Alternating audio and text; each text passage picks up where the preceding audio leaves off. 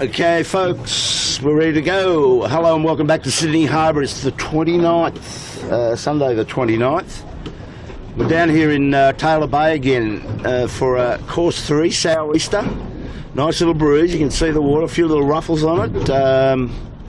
Waz is here, Bucko's here, and it's the year of the rooster, fellas. Yeah, you happy with that? The year of the rooster? You cross that? Yeah, a little bit across that. So we're calling it, there's quite a few roosters out here sailing today, and I know where the biggest rooster is of all. He's over there in the White House. His name's Donald Trump. So what's the day called, Kilo?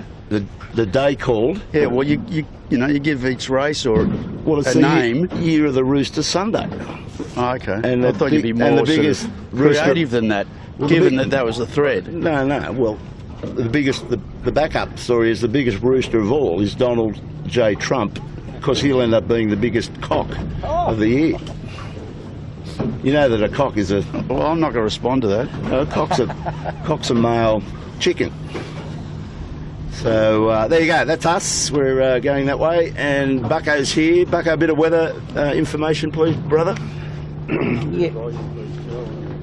Bit of volume on my headset. Yeah, Kilo, just a little trough pressing through here this morning, but the breeze a little fresher than the old bomb model has it, so, and a little bit right. So got a bit of, sort of, as was said, Hobart weather look about it. And if you're in the Hobart race, you'd be thinking about it if your reef lines were working. But I guess at start time here, it looks like we've got probably 9 to 15 primarily on the track. And the compass wind about 170, tide pretty solid ebb. So the speculative tacticians here on the camera cut are speculating that the right side might pay, i.e. port tack off the start line once you can get there. But it looks as if the breeze may build a little more than we've got now. That would be the summary. Warwick, seeing we're into heat 4 and we've got one more heat to sail. We're in sequence by the sound of that. I'll get back. But can you read out the current rankings in this championship? I think we've got Smeg leading, so Waz is going to get up the A4 computer. And Okay, so the standings at the moment is we've got Smeg leading, and they're still the form boat from last year, carried over to this year, being the form boat this year, I should say. Yandu John winning. Great job in second place. Well, he just chips away, doesn't he? He's always there or thereabouts. So good on you, Woody. And then Appliances Online is third. Noakes Youth is fourth. And then DeLonghi, Kitchen Maker, Thurlow, Fisher, Lawyers, Asco, Cooper's Reagan, Famish, line 7, so on. The thing is, there's no drops in that calculation. A few of the boats, drop comes in today. A few of the boats have got it, OCSs or gear failures, so that's all going to change when the drops come into play. Yeah, this afternoon. Hey, Blake's got the camera on Compass Global Markets, and guy standing down the back with the helm is Rob Greenhalgh. Come over for a bit of a holiday, get some sunshine, he said. And he's going to give Keegan a hand to get this compass tuned up for the Gilton, I would imagine. And I saw Flipper down there doing a complete measurement and check of all the rigging, Bucko. He said when he put the tape over it, on one taxi was about 12 mil out. The mast was hanging over, the top of the mast was hanging over 12 mil. That's a fair bit. Symmetry's a lovely thing. I think, Kilo, just a comment on Mr. Greenhalgh. I believe he might have a lady friend interest in Sydney as well, possibly. Oh.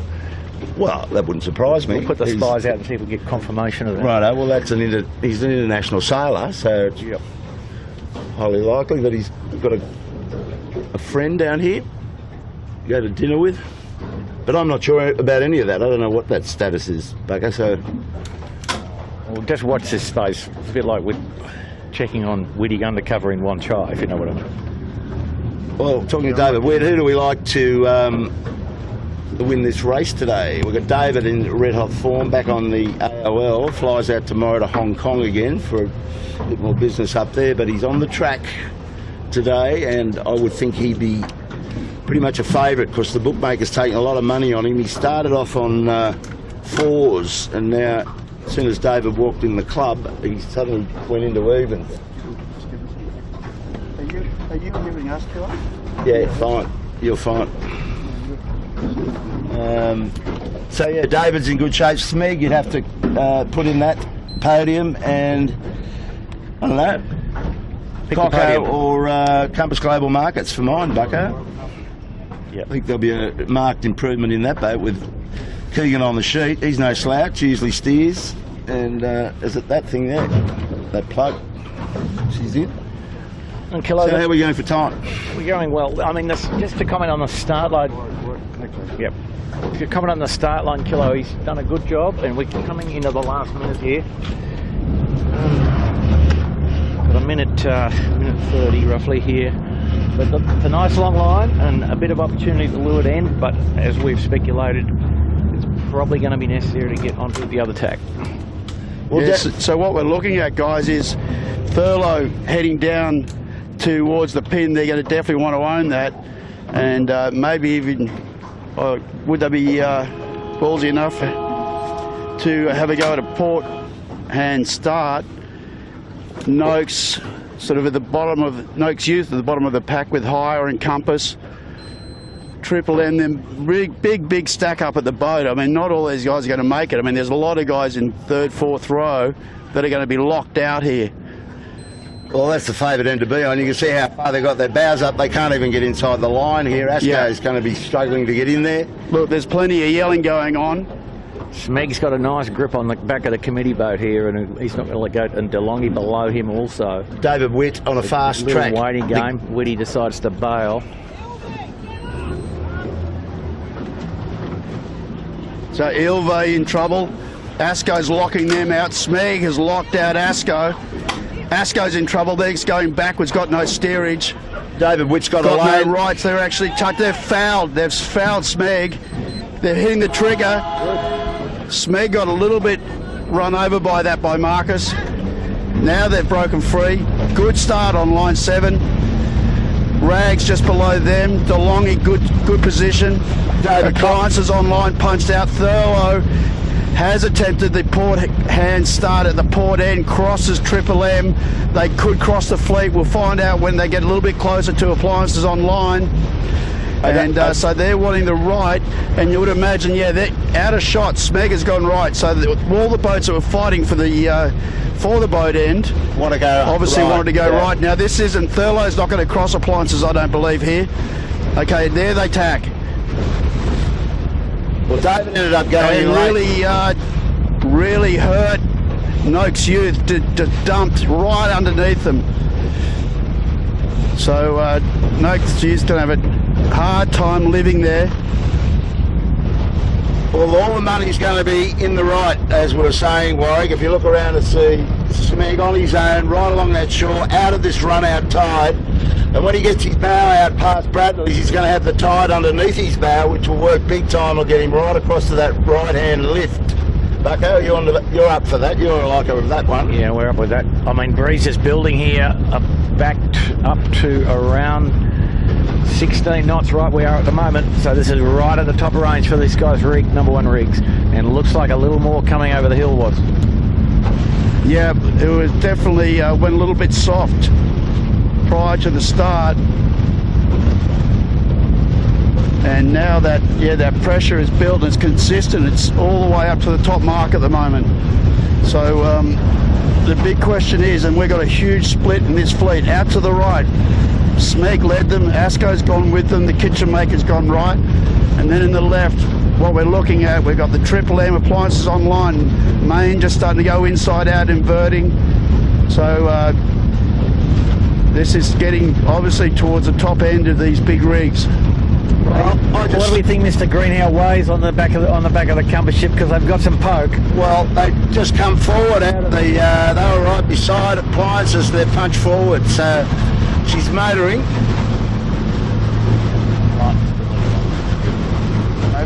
Maybe we'll picture his head to Can't hear me at all. Really? Must be yours, was? So Appliances Online comfortably in control of the pack on this side. compass second probably.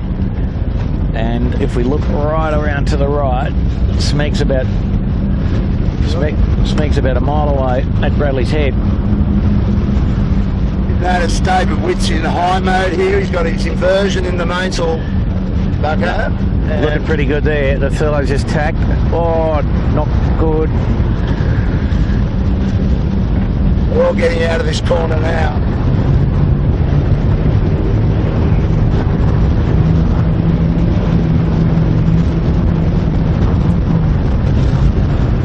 So it would appear to me that David's going to go up this northern side, whereas Smeg's gone hard right. So this is going to be one to watch. Smeg's in the distance over there. Well, David's been pretty efficient on, his execution of this side's been pretty efficient. The appliance online. The Smeg looks pretty strong on the other side, however. Oh, well, he does. And this is the way David went up this shoreline in that course 6 on Australia Day. Yeah, except the tide's the other way around, Killer. I know. And he didn't factor What could that possibly in. go wrong? So I can hear Bucko, but I can't hear you. it might be in those fittings down in the T. I've done all that. I can hear you. I can hear you, Bob. Yeah. So for the viewers, we're just having some little technical issues with our microphones, but we'll try and maintain our fluency despite that. But we're shooting at the back here, but what you can't see is that the Smeg has gone so far south. They are just totally committed to the right. And they got that free little footpath, that electric footpath just pushing them up.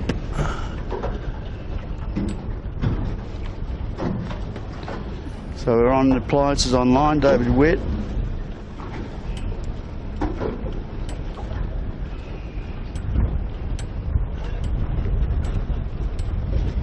New Singers spread a rig on that boat.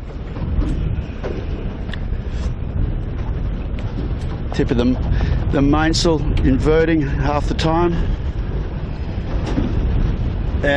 Blake's got the camera. You just pick up Smeg, Blake, underneath the boom. It's gone out the back now, but that red sail in the distance is the Smegglers. They're another postcode compared to these guys. Got him.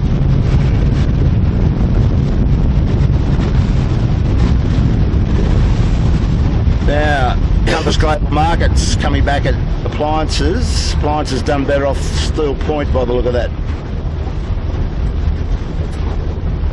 Coopers will cross Thurlow.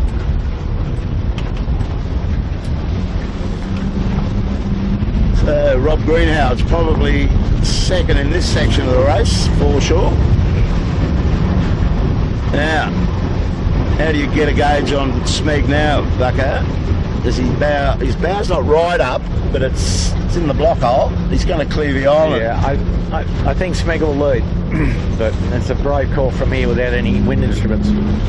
So there's the two of them. You can see the red boat is red sails. He's gone behind a yacht, just behind David's sail. I mean, here's the thing, a bit kilo. He'll be in right-hand air there with the current again under his stern, and no more tacking for him. I don't think. I think he's laying up clear of the island from there. So David's, the tack cost here is reasonably high. So maybe he doesn't have quite enough wind there now. Don't know.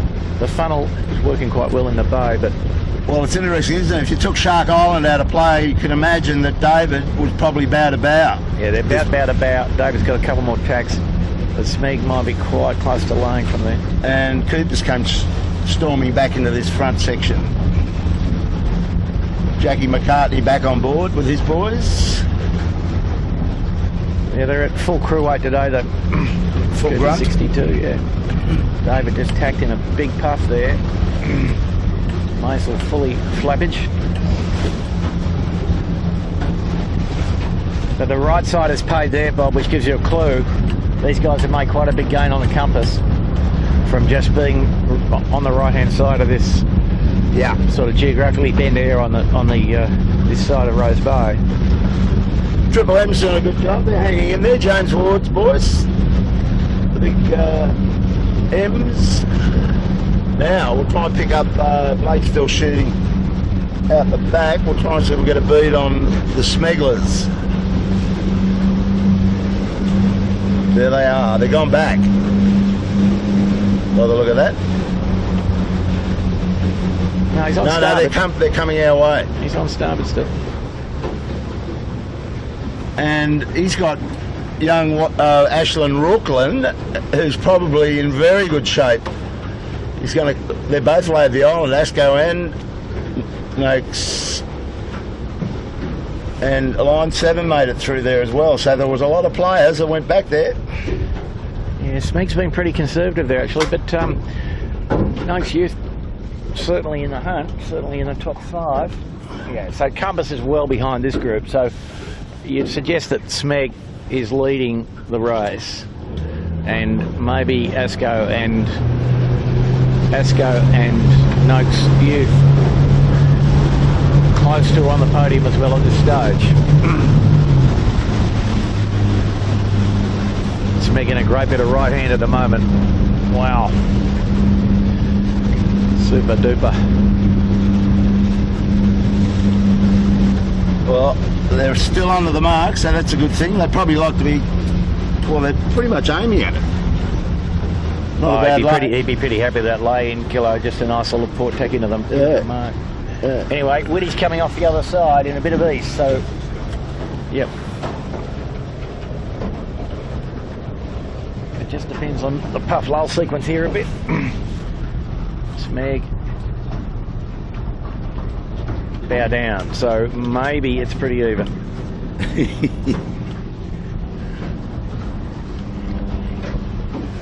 I think Smeg leads for mine. Yeah, Smeg leads. And think about at the start that Asco had fouled Smeg. Smeg bailed out first to the right, so, and same with Noakes Youth. Remember, they were going out to the left, and then Coco just tacked below and in front them. So now the packs converge. The boat's out of the left.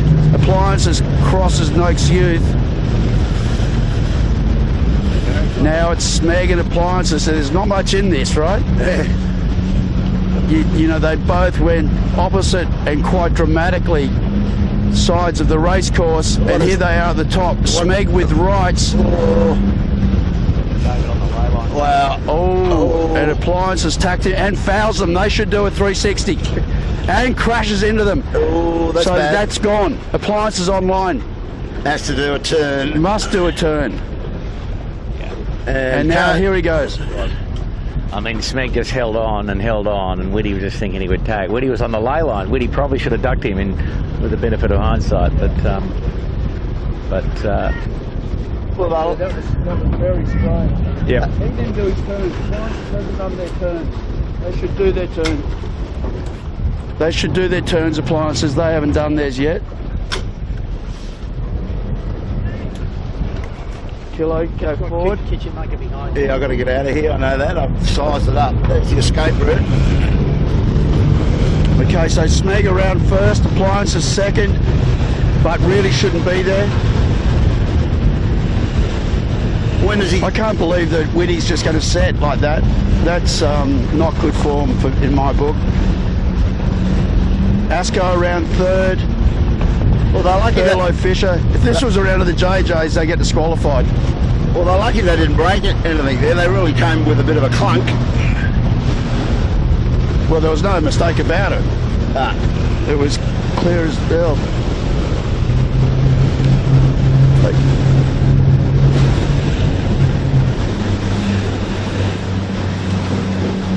So Ben Robinson's off the Noakes Youth today.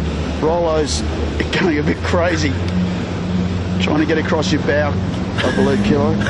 You ready?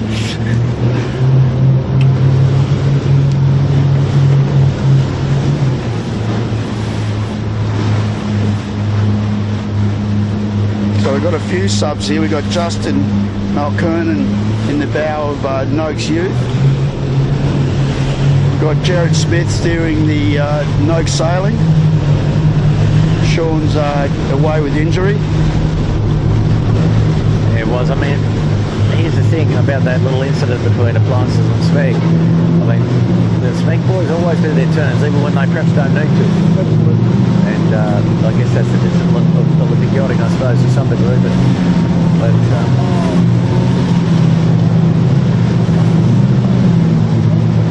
you know, I think, I don't know. I mean, it's hard when you're the guy on floor tacking, expecting the other guy to tag. It's tough, but anyway. Nothing tough about it. They could have done. Furlough rolls, compass.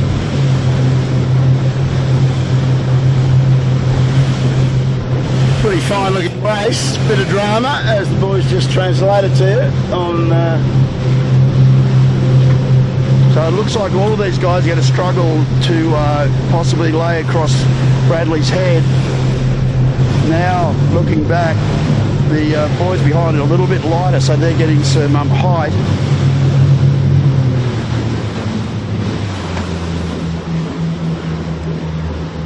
And now Smeg, we're looking at Smeg and Appliances.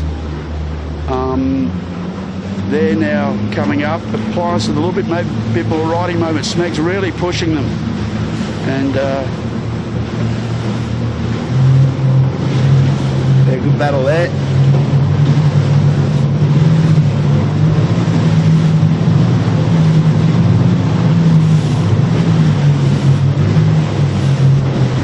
Part of the racetrack, they're on their way to Apple. There's a turn marking there. They'll take the chutes down, go back on a wind to Clark Island, and then set chutes. They should get chutes on down to Chowder Bay, and that will complete one lap. And then they go back on a wind up to Shark. They do a windward leeward at that point, and back up to Shark Island, then a dash for cash, all the way back down to Athol and back to the finish on a win. That will complete a race 4. So we've got a pretty nice looking race on our hands. David's just gone over the top of the Appliances Online, just rolled the Smeg, pretty tight. Yeah, but Killer, I think this will turn into a VMG run eventually, so I think Ash might be doing a good job here on next year. These other guys are going to have to jibe. They've spent a lot of effort fighting each other. But a mark's, you know, they're very high to the mark. They're high to the mark. The mark's usually down. If you can scrape Bradley's, you know. But anyway, let's see. Yeah, that's amazing how quickly that's changed. I mean, a second ago we were saying they were going to struggle to get across Bradley's. Now they've all been super lifted, and geez, it's gone soft here and super patchy, hasn't it? Coming that breeze out of Double Bay. That's a huge difference to what they had just a few minutes ago.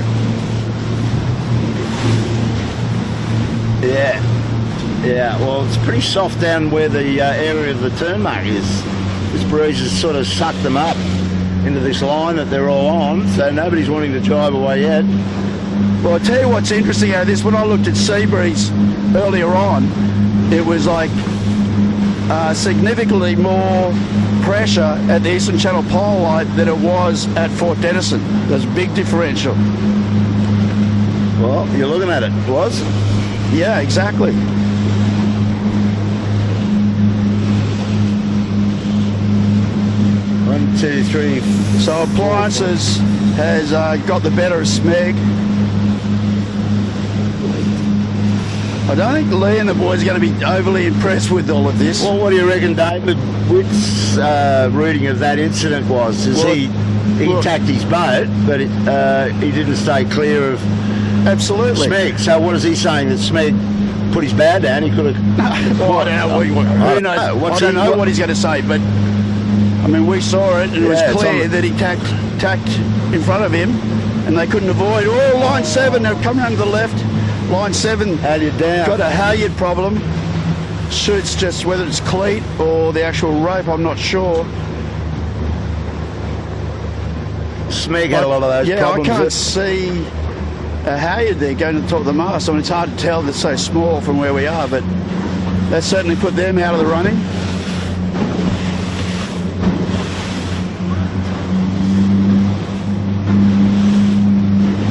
Well, get up to the leader. Yeah, well, that was like a halyard brake to me, not a cleat problem. They were able to get their bows down. They've been doing a bit of a soak. He's just soaking, but he's just still got 2 little jibes, so they should have taken a depth when it was available. We're giving up on these little babies. Yeah. Oliver.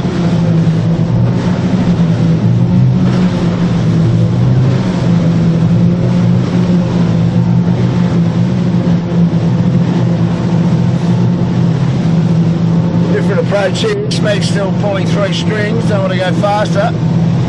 David on the big soak. He's trying to lay in there.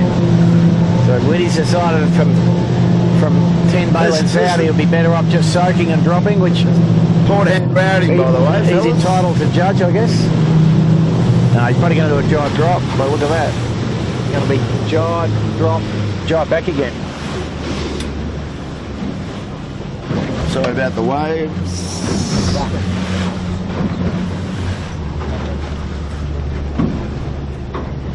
So yeah, Witty gave a bit back, the Flyers gave a bit back there, I'd suggest. Smeg not clean, but it's surprisingly lighter on this side of the track here. Breeze here about 9 knots, so comfortable, big sail down this end. Windy big sail in Rose Bay. Well, this is a thing that Seabreeze had. I looked to predict wind. That wasn't quite the same. That they've got 4 models up there now, I think. But it was certainly in Seabreeze go lighter and go a little bit right as the day went on.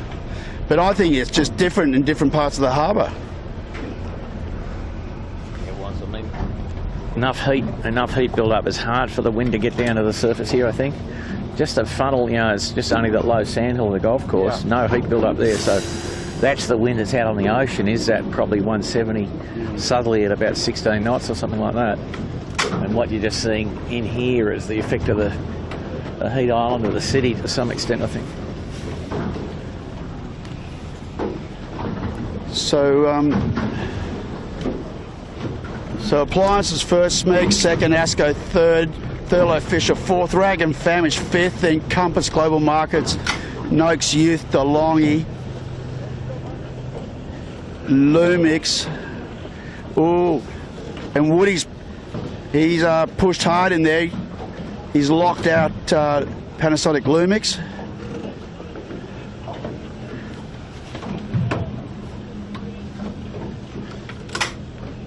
Yeah, that's good to see Lumix. Yeah, that right was up there bashing away with these more experienced boats. So he's the rookie, leading the rookie group.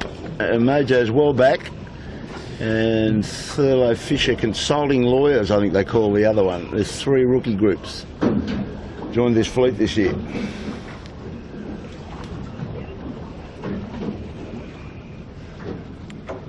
What are we doing here? We're doing a bit of prawning on the kitchen maker. Yeah, the kitchen maker a bit untidy all day so far, isn't it? So got a bit of a challenge in front of him.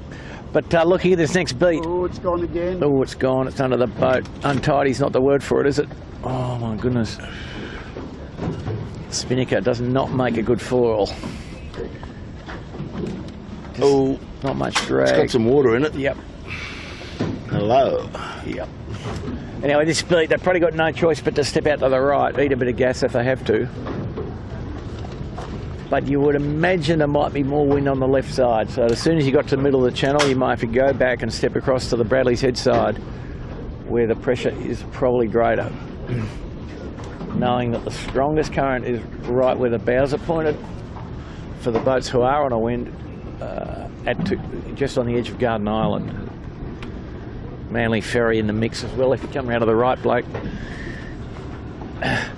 Manly Ferry about to go and terrorise the fleet, broadly speaking, and making a big hole today with the ferry pathway somewhere near perpendicular to the wind. So we might expect a few horns coming. And Right, so the last 2 boats to turn this mark are the 2 rookies. Lumix is leading these quite handsomely. So Mojo, Jackie Sprague's around. And Thurlow Compensation Lawyers will round out this race. Let's keep an eye on them. We've been asked to do a bit more coverage of these new guys by their families and friends. I want to see their boys going, so there's a bit of it. So we see now the ferry just making its hole through the fleet, and the second half of the fleet having to tack to avoid it sort of by and large. Actually, Warwick, sorry, Bucko, Warren the Kitchener. Triple M is going to be last here, and line 7 without the chute. So they're blown, I would think they're blowing their halyard clean. By the look of that, they don't have a chute on it. Yeah, the line 7 must have been having a bath up there, I'd suggest. Didn't see it, but interesting. Now,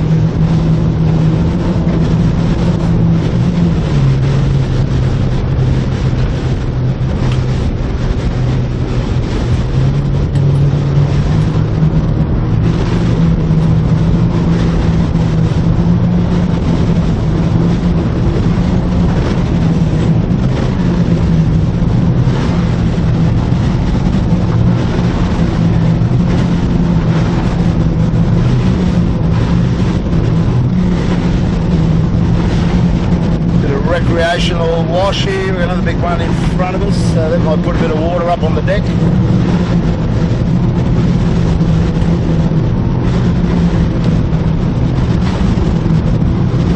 Hang on, Blako. fuck.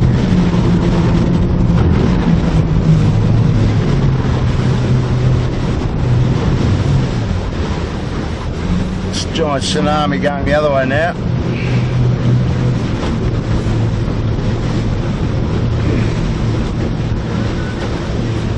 Bit of Wahine action on the racing. So we've got a race in 3 here, Thurlow being the podium, 3rd on the podium. Asco, Bob. Probably. Asco, oh yeah, so he is, down to Leeward. Get up to our leader.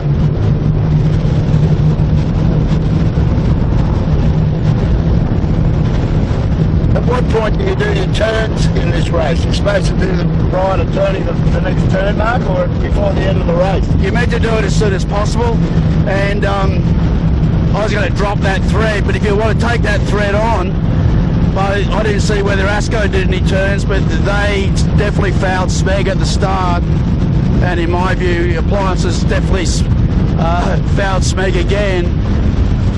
So Smeg's the punching bag out here today. Well, it appears to be. Yeah, but Appliances would argue they completed their tack, you see. And the rules on that are now a little different to what they were when we started sailing, was. As what?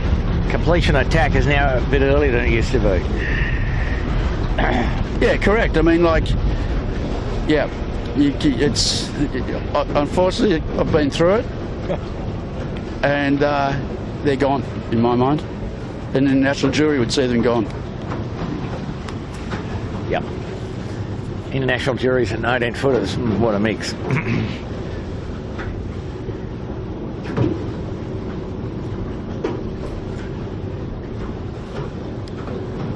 Anyway, Appliance is going to lead here by about 40 seconds.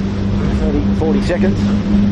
Good little puff on David Witzbow now. He's come into a good little squirt, and the usual story here is, I think David will follow through with it, Yeah. is to bang a chute on as quickly as you can and get down, spit yourself out of this patchy area.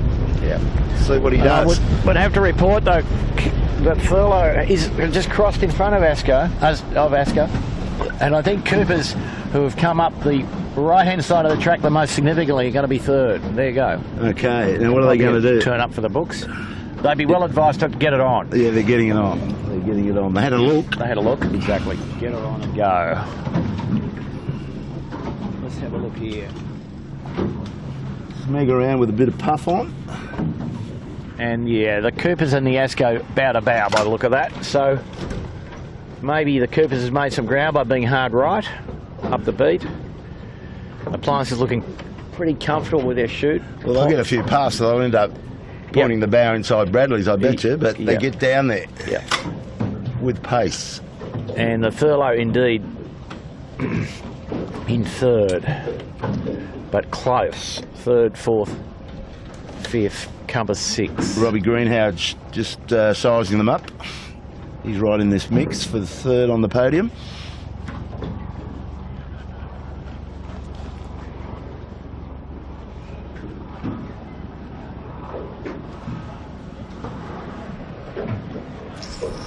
Rob Greenhouse and his brother, Peter Greenhouse, They had that boat called RMW, a yellow hull from the UK. They came out here and torched. I think they won 2 Gilpins on the trot. Very quick boat and sailed immaculately. Cooper's doing a neat job here of just sailing a little bit and maintaining speed. Got over the jib Asco. Sort of Yep. not cooperating. Yep, but didn't stop planing. Asco really slowed down when they set the chute. Not enough weight on the end of the wing on the Asco in the set. So, Follow compass here, back out. long reach. Okay, we're going to follow the compass markets.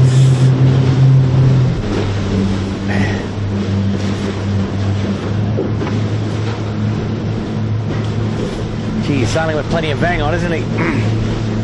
More than all the other boys use. Downhill.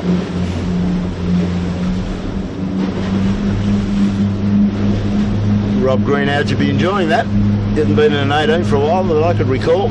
So he's getting a nice little afternoon out on Sydney Harbour with a couple of mates and having a ball. Yeah, it'd be good, but even a guy as good as he is probably spent the first hour just getting his feet movement back together a bit, Bob, I'd say. So we might see him, they're looking pretty comfortable and they're not too far off the podium, so we might expect him to improve in the second half of the race.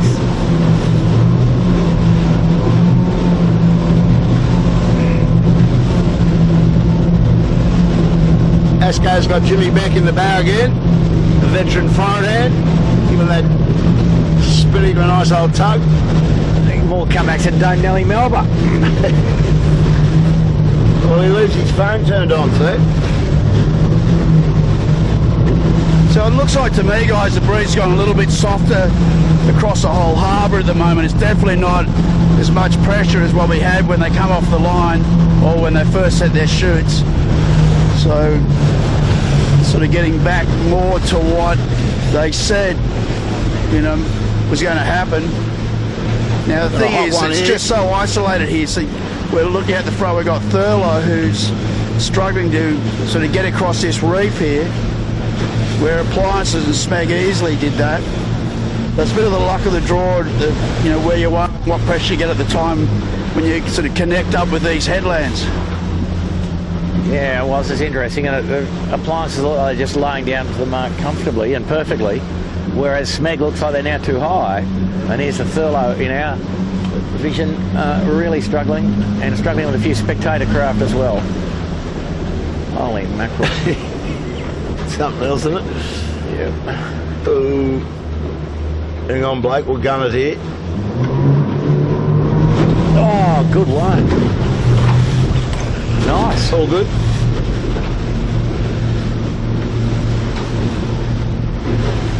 But from setting pretty promptly and well, the Appliances got his lead out to probably nearly 1 minute if he could maintain that, but Smeg coming down with more pressure, so don't know.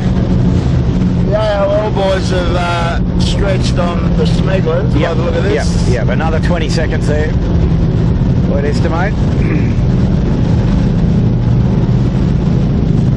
Got their hands full. And this mark a bit tough to lay with a modern 18 kilo where the mark's placed. This wind direction. Well, it doesn't hurt to get down there as long as you're down and you're quick. Get it off and go 2 sails. It doesn't hurt you too much. Yeah, but you've got to dive away at the end is the problem.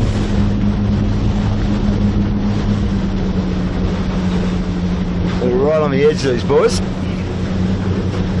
Whitty's had to drop to get around the point. The Appliances on line. So it'll be a short drop.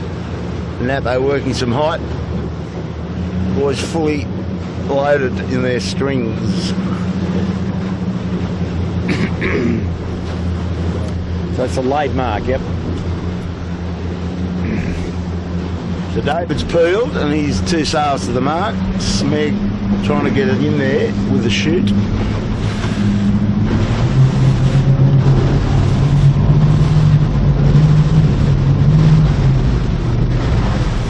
AOL turns to the Chowder Bay mark on his way to Rose Bay.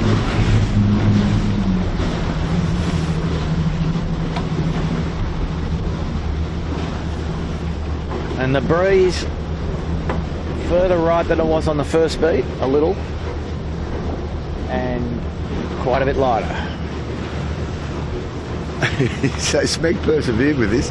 Well, it's going to be interesting to see what Smeg does here. He comes up for 30 seconds since AOL went round the mark. So Compliance is online, heading out towards Nelson Park.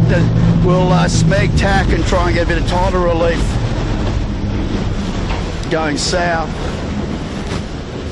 Will they just follow? Probably too high to get any tidal relief, actually. Just cross the tide now. Close race for 30, blimey. Yeah, well, the Thurlows might have done enough. I don't think there's an overlap there. So Thurlow will pop around the front of Cooper's Rag and Famish in third place. Cooper's in fourth, Jack McCartney. Followed by Asco, Marcus Ashley Jones. And I saw Sebi, who's meant to be sailing on this boat, is actually in the rib today, so I don't know what's going on there. Somebody said he got bitten on the finger by a redback spider. That's the best excuse I've ever heard. Redback. Where do you get the redbacks from? You got any of them I at live your in the house? same suburb. I don't see too many. And I'd like to see the school note. I reckon it's been forged. There was a redback on the toilet seat when I was there last night. I didn't see him in the day, but boy, I felt his bite. How's that? Bloody pathetic bugger. Slim Dusty, I'm not. Okay, that's cool. I don't make a living from it. Interesting. The boys going up harbour on port against the tide. Well, a little bit of tide under bow if they're lucky. Well, if they're little very, bit. very, Well, they've got a bit of that. Very lucky, killer. Well, I'm seeing a smidgen. When they get their bows up, that's good. Oh, the DeLonghi about to have a pit stop here, I'd suggest, if they're not very careful. Oh, dear.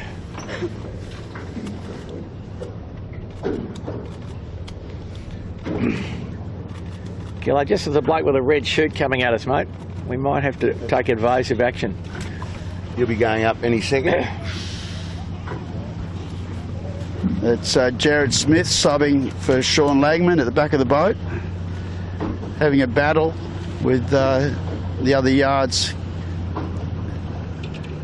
skiff, the Noakes Youth, who had a shocking beat. The whole fleet went right and they elected to go left and got absolutely punished for that mistake.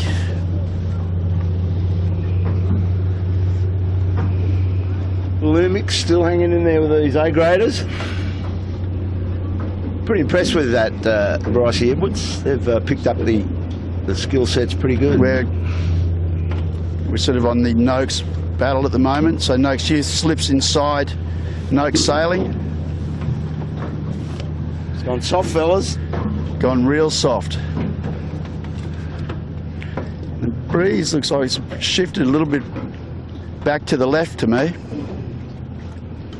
Yeah, well, it's the lightning going left, and when the puff comes, it's more south, isn't it? I think that's where Smeg's heading for again. We'll get up there and get on his line.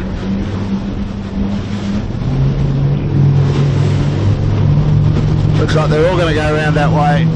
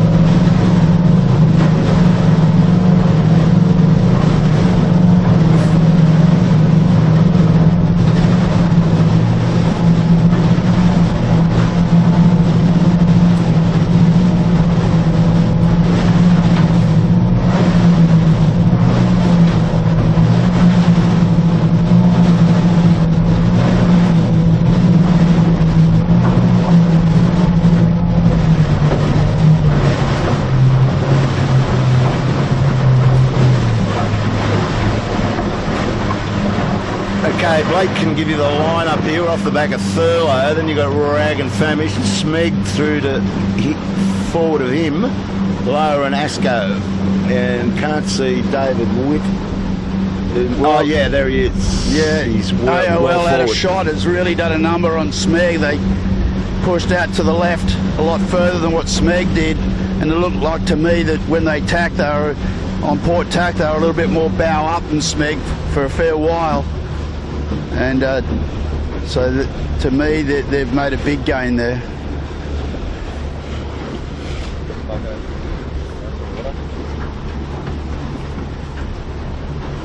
Got a bit of a lens douche here.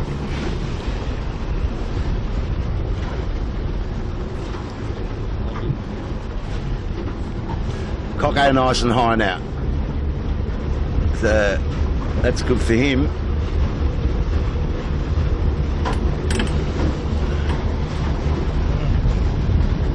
Yeah, I think Smeg must have sailed in not enough wind for a while there, Bob. I mean, these guys are... Smeg looked quite slow for a bit, and these guys are now bent around the inside edge of the left-hander. Yeah. And Smeg's looking a little going awkward up out and there. up and up. Yeah. So, yeah, I mean, where Thurlow is the classic spot. If you can get to there and then you bend left on the wind that flows around the north side of Shark, and then you go to the header and just flop over. Well, it looks like there's a bit more pressure coming out of Rose Bay at the moment. And it just looks like also that Thurlow's getting that pressure a little bit more than maybe to the guys a little bit to leeward of them or to the west of them. Is the wind attached to the water at the moment, you think? Down here it is, in that puff. It's attached. Thurlow, that's good down here at the surface level. And just looking at the other guys, quite a bit of spectator boat interference, and Cooper's 62 sailing without full pressure in less structural wind and more wind, more impedance to the wind from a variety of pleasure craft, what I call them. Well, also too, Bucko, you get the knock-on effect of, you know, you get more waves. We're seeing Thurlow now going through one, but not affected too much, just sort of side onto them. But as it gets light and you get this sloppy, you know, a big slop coming from all directions from the wake of big power boats, it's can be quite punishing. Well, was in technical talk, the hull drag goes up and the sail force goes down. And that means the boat goes slower. Now there's the difference. Appliances online now crossing the bow of Thurlow, so that's the lead he has. Thurlow beautifully bow up there though. And Smeg's just tacked to come back, so it's going to be close, and he's got bugger all breeze over there. He's probably got wind now, but this big white powerboat here's made a decent hole, which so far Appliances has avoided. Yeah, Smeg's still going to be second. And this next run, guys, remember it's basically a VMG run down the centre. Yep. Straight back down. Can bring up a few more options than what they had on the first run. Now Smeg, it's close. you can see them just on the forestay of Thurlow at times. Probably will cross, but Thurlow's made a big gain. There's the header. Thurlow tacks on that. I think Thurlow's done the right thing there. Just about to come into a little bit more pressure. A few boat lengths time.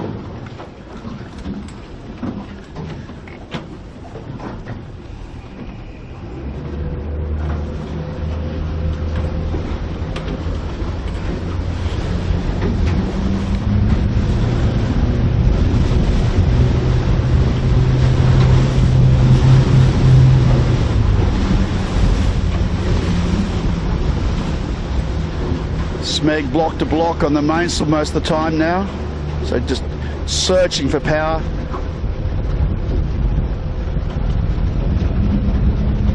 Yeah, I mean, was he pretty comfortable? He's not gone down to nil Cunningham yet. That's the sign that they're doing their searching.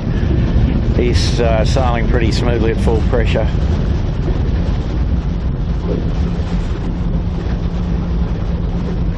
Funny, you know how Lee stands a little separate to the two guys. Bit of a different sort of. Yeah, that's sort of pretty common 49er style these days. Not like the good old. Not the good old days where you're all locked in, Bucko? No, I don't know what's happened to that. Oh well. I was looking at some shots the other day, you know, a long time ago in a good, you know, northeast gale basically, and the lock-in looked pretty effective, and I recall it as being pretty effective too in rough water, but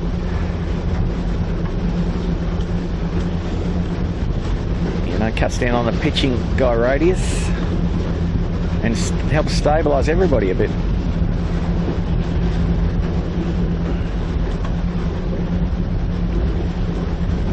Ricky Bridge working overtime on that main, trying to crank it in every opportunity when it's down, and then it goes out. You can see it's out at the moment. Oh, watch him work on it. A noticeably more jib twist on the Smeg than the other guys again today. I did mention it to Lee a couple of weeks ago, but it hasn't changed too much. Thurlow's a bit higher climbing on Smeg, would you think? Yeah, Smeg's a little faster and a little lower, so net result looks the same to me. And here's a good bit of puff. The leader is about to clear the mark. I know he's got a fair way to go, but he's tacked for it. Yeah, yeah. Or tack. I've got a feeling they'll go down to this southern side of the island. There's more pressure down this side, isn't there? Get down to that B&G run. They won't be far off in that path killer. They'll be about the mark in this amount of wind here. They'll jibe. Well, they might set, but they'll jibe properly, I'd suggest. Yeah, you can see the Thurlow boys just thinking about whether it's worth doing two little tacks, but they've just decided they'll go to the ley line with Smeg and just wait for Smeg to tack. And they're on the ley line now, you would think. Cocko's quite happy to sail up into him. Yep. No, the Smeg's over the ley line, I would have thought, so they might have given a bit away there. Guys going downward on starboard might be a bit of a problem. Yep.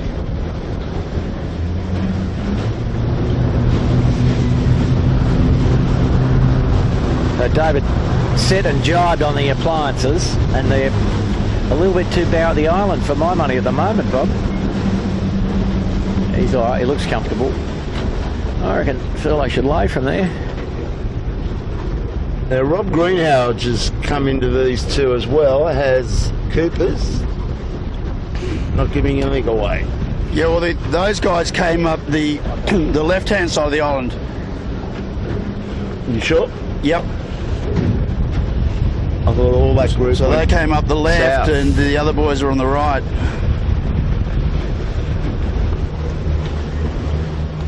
Now I wonder what these two will do if they'll split and go different directions, but they're nice and close here, and Cocko's probably going to get his nose around in front here. It's that nice tidy lay, and there he goes. That's second place. Jibe set. What's the Smeggler's going to do? They're always set, so that was what I was thinking. They might do something different. How's that for a jibe set, Kilo? Pretty neat. That's pretty neat. Was you remember doing any that good? So a nice little tight race between the memory bank and Compass. It's always better in the memory bank, Killer. I mean, Bucket. Yeah. No, I saw one on video once that was that good, you know. Get this behind us there, Blake. You've got these two boats, same sort of situ.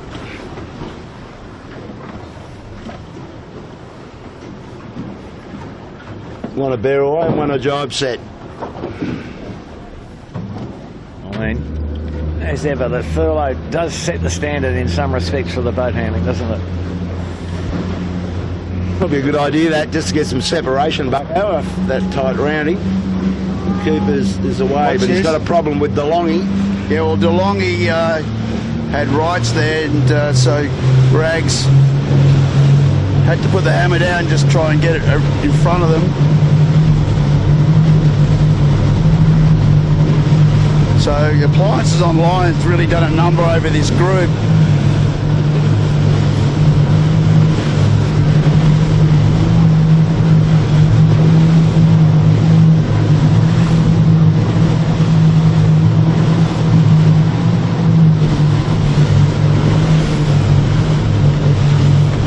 Cooper's Rag and Famish and Compass just scrapping away at Thurlow and Smeg to try and get up on the podium.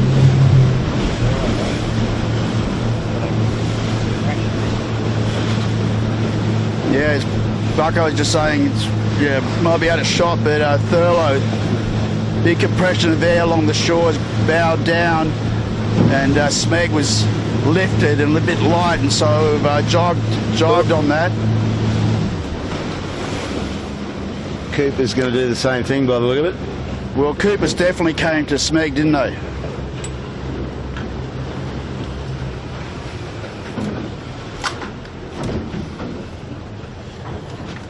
And out to our right, out of shot, Compass has now got that same pressure that Thurlow had, so this will be interesting.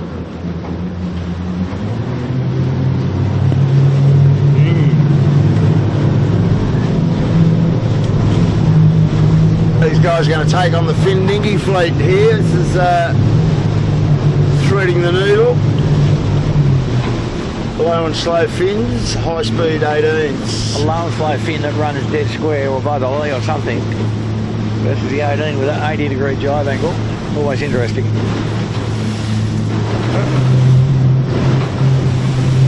Yeah, it's funny you say that, Andrew, because you're watching the Olympics, particularly the lasers, they do sail by the lead. They've got this funny technique where I don't know, there's obviously they worked it out technically, where they get leech flap or something, and they find it quicker to do that. Yeah, I mean they tilt the boat to windward, but sail with the leech as the luff. Yeah.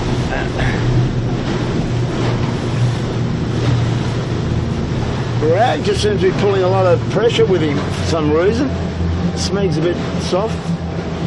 Yeah, well, Smeg sailed back through the lee of the island, you see, to some degree.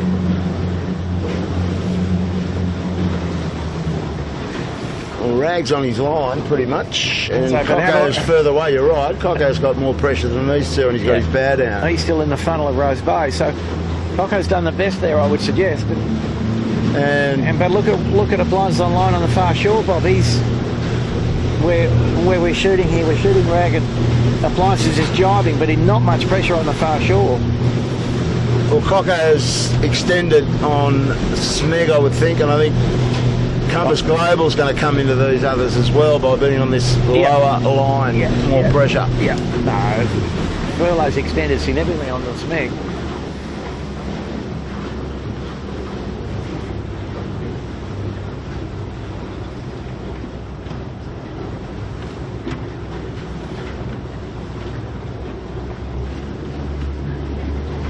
So Blake, if you come out here right here on the compass,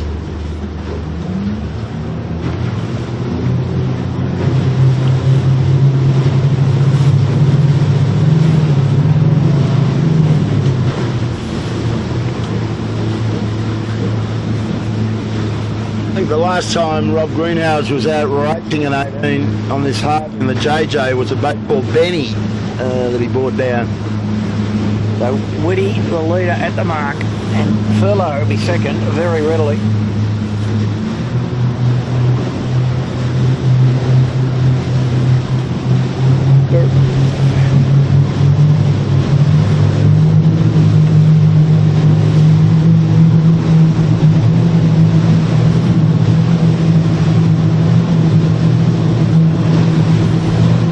Smeg thundering back in on that. He's picked a nice lay line to come in on.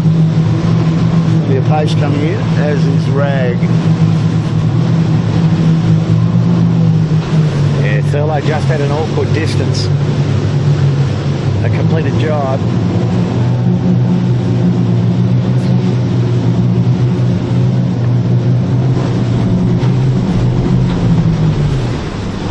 And then the all-you-can-eat drop.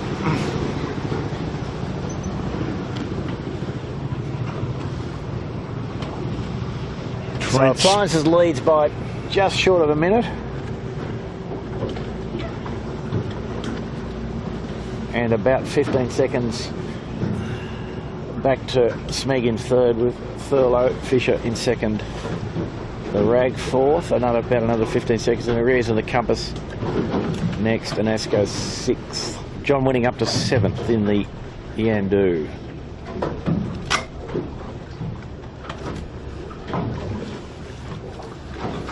Breeze now back up to sort of 10 knots, maybe a little bit more. Tide starting to wane, the flow getting towards slack water. Empty looking harbour. John Winning's just chipping away at this little group. It's caught up to Asco by the look of that, big time. Yeah, he's been putting in some really solid performances this year, and hence second in the Australian Championships at this point. Well, he's got Berger sailing with him. Yeah, Michael Kennedy. Yeah. I did a Grand Prix, 18-foot Grand Prix series with Berger in the UK many years ago, 20-odd years ago, when Bill McCartney expanded it to Europe with backing of Prudential, and we had a lot of fun. And he was sailing yesterday, Warwick, in the historic championship over there at the Sydney Flying Squadron with the Cub. Phil Barnett was had a real motley little crew sailing on. Willie Morrison was on the sheet. Oh, the legends. The legends. James Brewery was in the boat. They had Russell Debney in the bow. They had a real mob of pirates, and they put on a pretty good show. Yeah, Cub, son of Bear. Yeah. That's right. I used to see when I was sailing the Bear. Donnie Barnett was still sailing a 4 or 5 hander in those days when we were all sailing 3 handers. He was a limit boat, but the reason he was doing it was so he could take his little cubs out with him and teach them the ropes. Well, he had some great years in the Grand Prix series. The young cub, not so young now. Lumix still doing a great job. He's got himself in front of Ashland Rooklyn. Not bad. Well, they were up the last in the set on the second beat when Noakes Youth went left. All right. That's when they just dropped out from that sort of leading pack, and now they're trying to chip away and get back, but big distances. They go up to fourth one. Yeah, exactly. As Bucko said, a long way up to fourth. That is not going to happen. Yeah, and nothing too easy about this racetrack for the guys behind. It's a little bit of a one-way track. You see the whole fleet, except for Cooper's on starboard, going across to the point. You know, the funnel effect out of Rose Bay, probably the biggest single influence on the racetrack. The breeze is building a little again. We'll get up and have a look at David Witt's Appliances, guys. They've put their bow back. They're going back to the island on Port Tack early, so I think they just want to keep an eye on that little group, Smeg, etc., going right across into Steel Point. So they've elected to come back. They're quite bowed down. Rag and Famish just in front of us.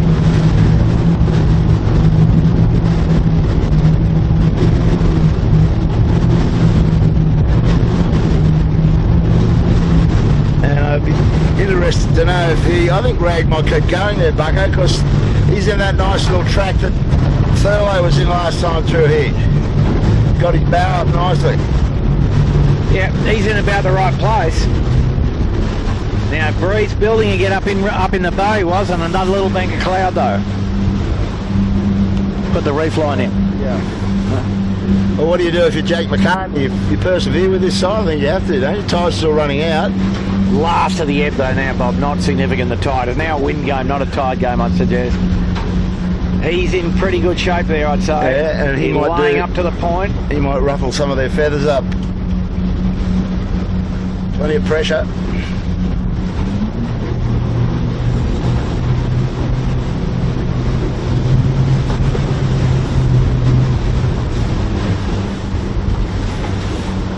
So more pressure, more wind here, more wind over the whole course. I think he likes what he's looking at.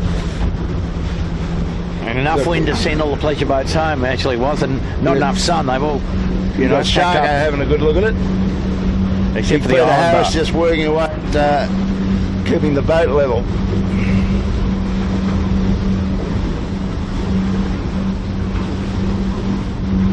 Looks nice.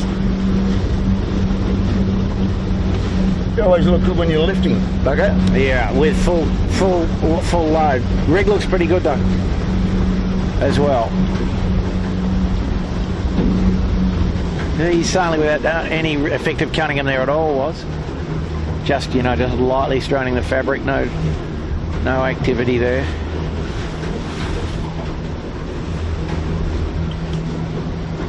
He's got wind all the way through here. No, there's been no problems with the boat speed, the Coopers. And I saw during the week that Brucey Hollis, who's in charge of Ullman here in Australia, has been promoted to part of the overall design group for Ullman.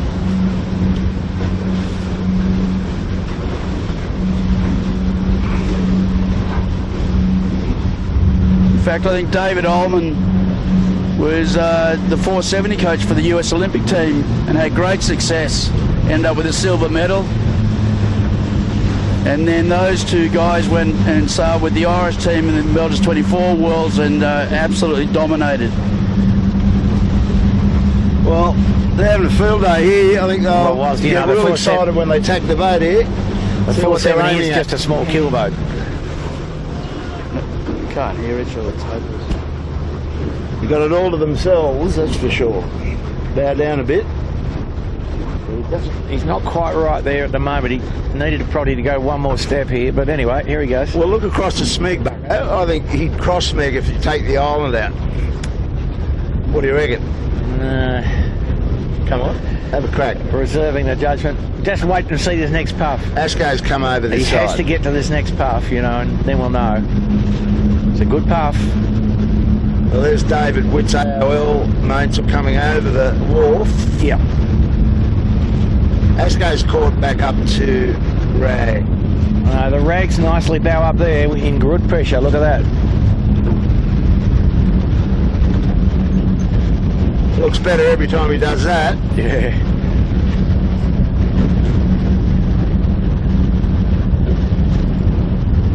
Nice pressure. Not looking quite so comfortable up range as the other boys. And exactly what you were saying, Bucko, that cloud, that mist over the ocean, and now, basically you can almost spit to Bondi from Wallara Sailing Club. We'll give my mate a plug, Catalina restaurant, and now this breeze is fully increased again. We're seeing main sheet seas, bit of backwind in the mainsail, so pretty crazy day. Well, Rag is in second place if he's not. Yep, the Rag's done well here. He's in second. He's in second. No, the Appliance is still leading, but the Rag's taking a good chunk out of him. So the return of the Rag, eh? Here we go. Big right-hander here now. Wow. And the breeze building and back to the right, yep. But the reef in was. But that's a massive gain. Just when you were saying it's hard to get back today. Yep. Well, these guys have come back. They were in 5th place down that run, I believe, and could well have moved into, they have moved into 2nd place and got quite close to Appliances. More right-hand puffs, good pressure, just cranking these boys around, almost heading at the mark. Now Appliances just tacks in front of them. How about that? Yeah, big movement from Jack McCartney. There's a race for first now, and he's completely smashed Thurlow and Smeg. So after they go around the top mark this time, they got one more run down to the bottom, then up to the finish, right? Yeah, the work back will be a doozy if they're still in contention. Look at this right-hand shift with pressure, amazing. Cold air. Yeah, and as Bucko just said, cold air, you can feel it. Big change in temperature.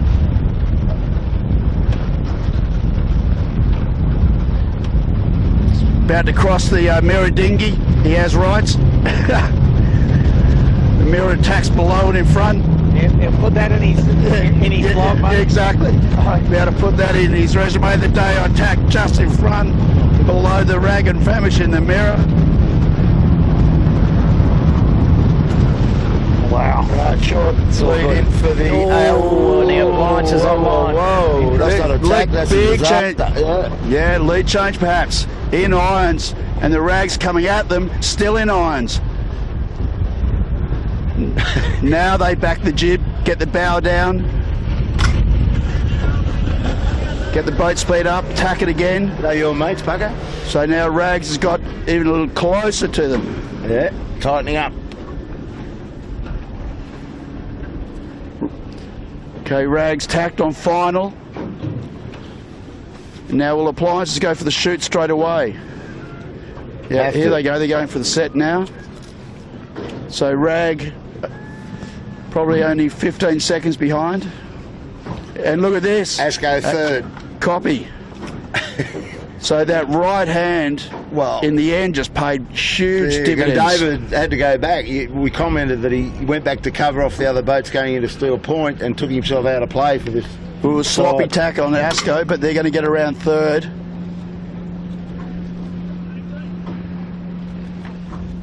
So there you go, Thurlow and Smeg on the last run were ahead of Asco and Rags.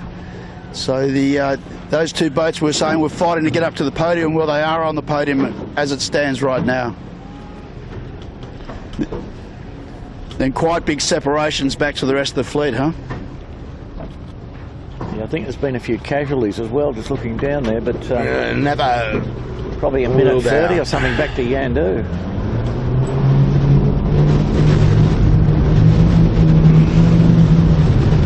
Mike McKenzie, Ricky Bridge going to town, getting that out the end of the Prada and up the mast. That's a pretty good set.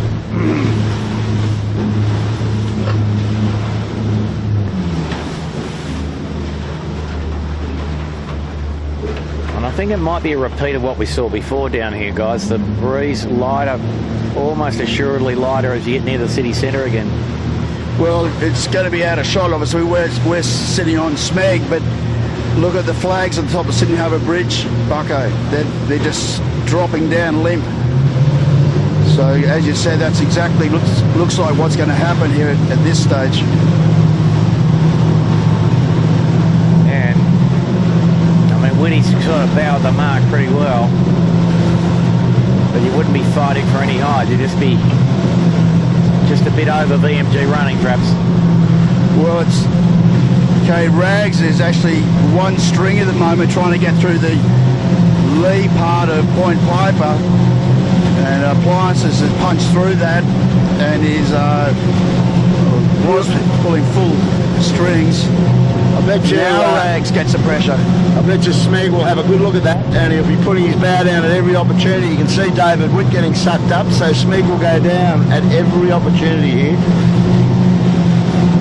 or even jibe down. Nothing to lose from where he is.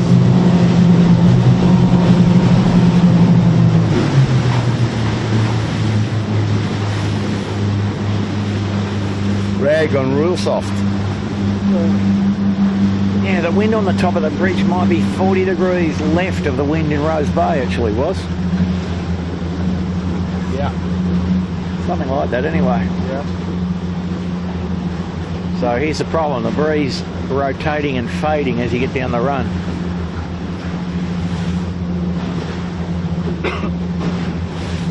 Well, as we were saying before, Bucko, it's like when we get up into Rose Bay. Well, there you go, you guys. Smeg's jibed out of there, and he's going to come in low. That's he's had a If you good come look at around it. to your left Have a look at and shoot there you towards go, Shark Brogan. Smeg Island, down the side of the you'll island. see. So he's rolled the dice big time. Nothing to lose by doing that. Exactly. And they're in good pressure. First rule of yachting, don't go where the wind ain't. These guys are getting sucked up. Yeah, no, the breeze is rotating. I mean, it's 6 to 1 though, and half the other, because the other jibe is then favoured down this end of the course. Smeg's going to sail in more wind, but although now Woody's into a good head of this, just jumped over the hill there. Look at this bit here. And look at the Coopers, Bob. Yeah, he just picked up that vein. On the face of a beauty. Asco's got one coming at him. Well, that's the one the Cooper's on the face of.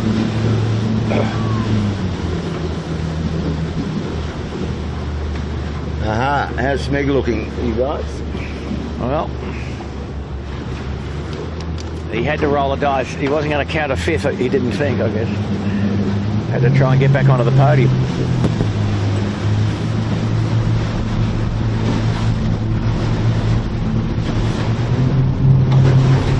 Well, that's the angle they want now.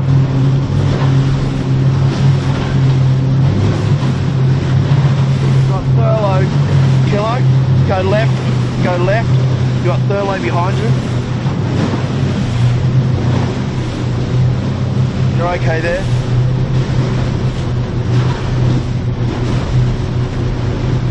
So the subtlety's pressed in here, and I'd say that Smeg's just consolidated a loss there. Yeah, well, I think the thing is, Bucko, they recognise, they probably look behind them and go, we're safe from being attacked from behind. Let's get some separation, have a crack at this and see if we can pull something out. Yeah, maybe that's right.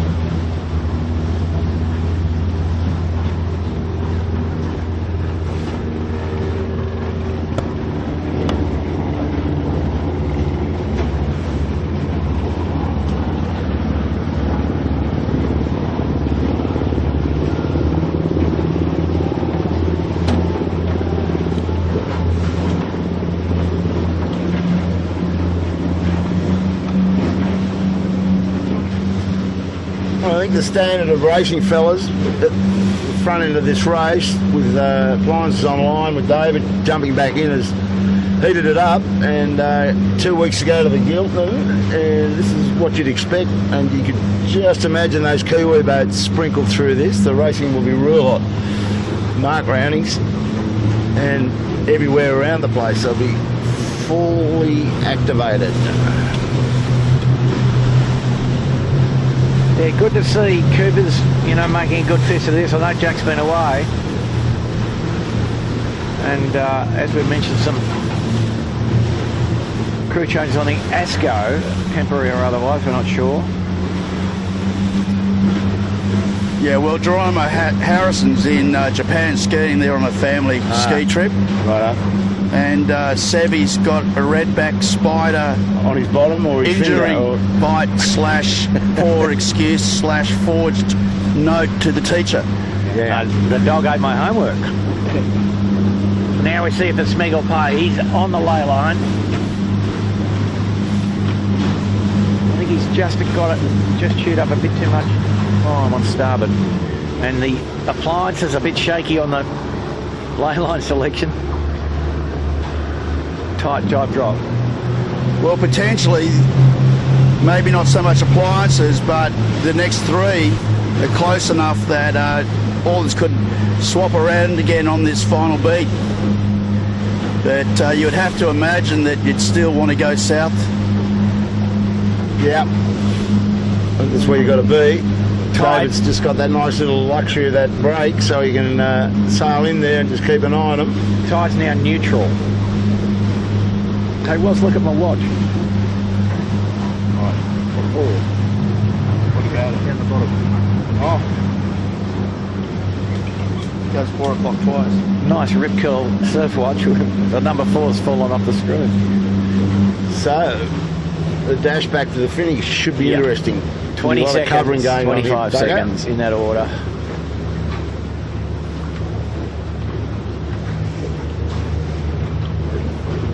Not much wind at the bottom mark itself, is there, was? No. That's a game of getting to the wind, I think. The current's not a factor now. Yeah, I agree. And I think the best pressure is in the south. After all that, Smeg's still high to this mark. As so Bucko said, figure. that going south would be the standard play. And that's what hurt Noakes Youth on the second beat. They went to the east and got absolutely punished by that decision.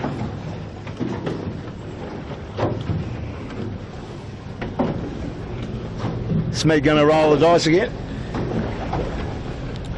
Well, I don't know that they've got a lot to lose if they do, because it might be hard for them to get up to the pack just ahead, and the no one from behind is really going to challenge them. But he's got to step across the tide anyway. Well, I don't know. There is a lot of tide right now. Kilo, I think it's pretty much at the end of the ebb. The bath is pretty much empty. Okay, here they go. go. He's going to try something. He's out of there. And it Nothing to does lose. look as if there's more wind on the left side now again, which is not strong enough to get any puff, but Appliance Online leading the race with easy full pressure on the Garden Island shore. But the Smeg going out to the left, also in full pressure, Opens the door. and quite even across the track. Yep.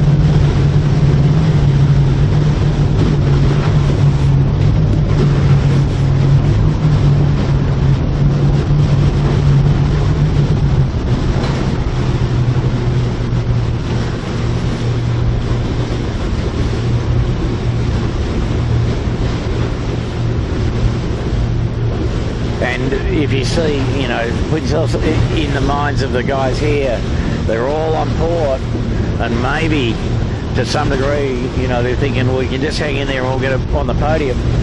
Asco and Thurlow very close though for third. The Rag's probably pretty comfortable, I'd say, was though, yeah.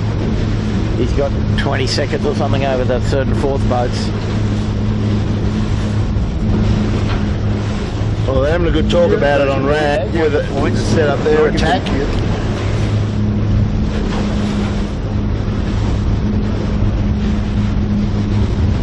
Yeah, so Asco split off in the middle here. So Asco now on starboard, going to the east. Smeg far across on the Bradley's head side. Looks okay, looks reasonably bow up. We'll get an indication when we get on the other side of Appliances here. Be able to line them up for you. Thurlow and Cooper 62 resolutely coming this way. Yeah, that's slack water was, isn't it? If you look at the surface of the water, it's nothing happening. No, David looking good. Yeah, I mean, Smeg's no hope of catching him, but Smeg looks like he might have made a gain on Asco, I'll put it to you that way.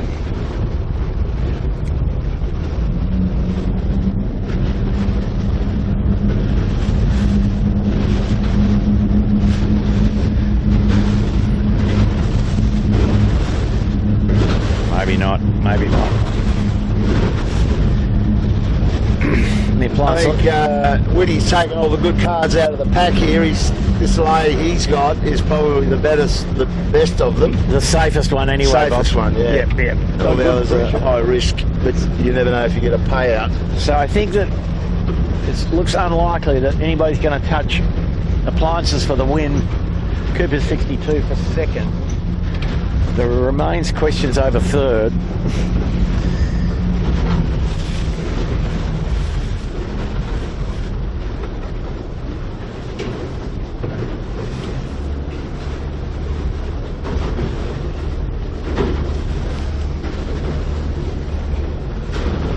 They get some grunt out of this rig, don't they, Was?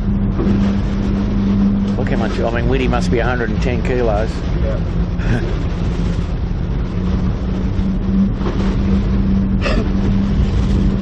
So I just did some quick calcs, and I say quick, so that could be a bit rough. Quick and rough. Yeah.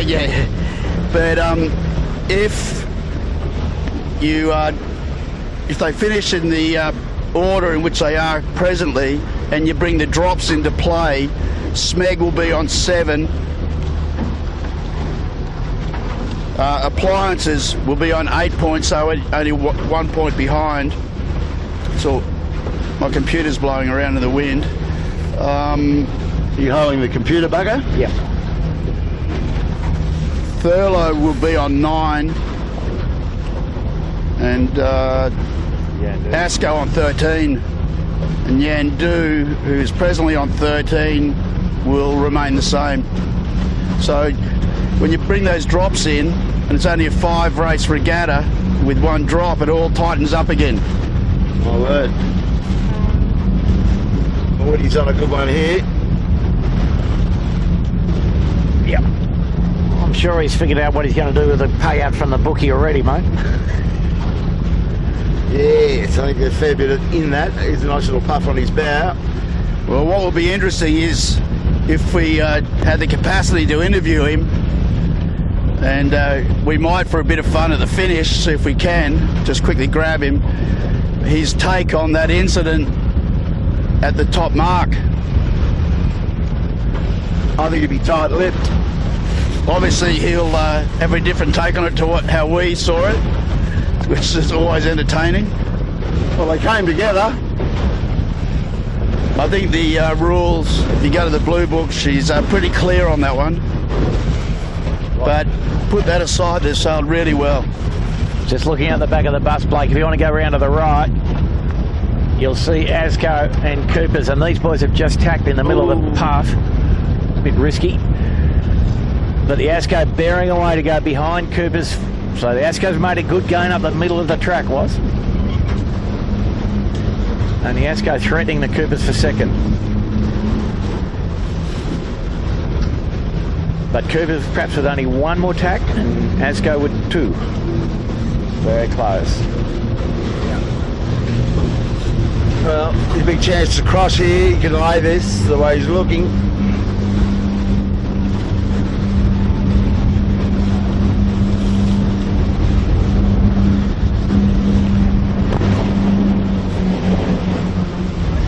And I think what Smeg did was pretty tactically and strategically, when they threw the dice, it was pretty textbook stuff in where, there he goes, AOL is giving the gun on Chinese New Year, the year of the rooster. will we go and have a quick zing next to him and say, well, nah, no we won't, we won't. No, we won't stir the pot. I'm going to get into trouble anyway. No, it's all bucko. Well, is that you, Bucko? Is that your idea? No, definitely not. Make that clear. So Asco's going to get there by the look of it. Asco looks like he's made a little gain indeed. That's a good job by those guys. They went round the other side of the island the last time with Rag and Famish, so they're going to get there. Yeah. Gee. Oh well.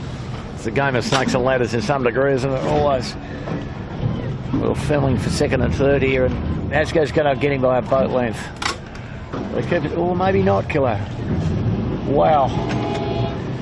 It's almost a dead heat, but Yeah, that is a photo finish. calling for the photo to score. Yeah. Correct weight. Mr. Chittenden reckons that the Rag beat him by a short half nose, or what's the shortest thing was? Yeah. A nostril. Tight on the buoy, eh? And the Thurlow easily fourth, and the Smeg nicely consolidated into fifth, which, in respect of which, they wouldn't be all that excited, I think. Well, they were the punching bag today. Everybody had a go at them, almost everybody. Well, two people that beat them. 2 out of the 4.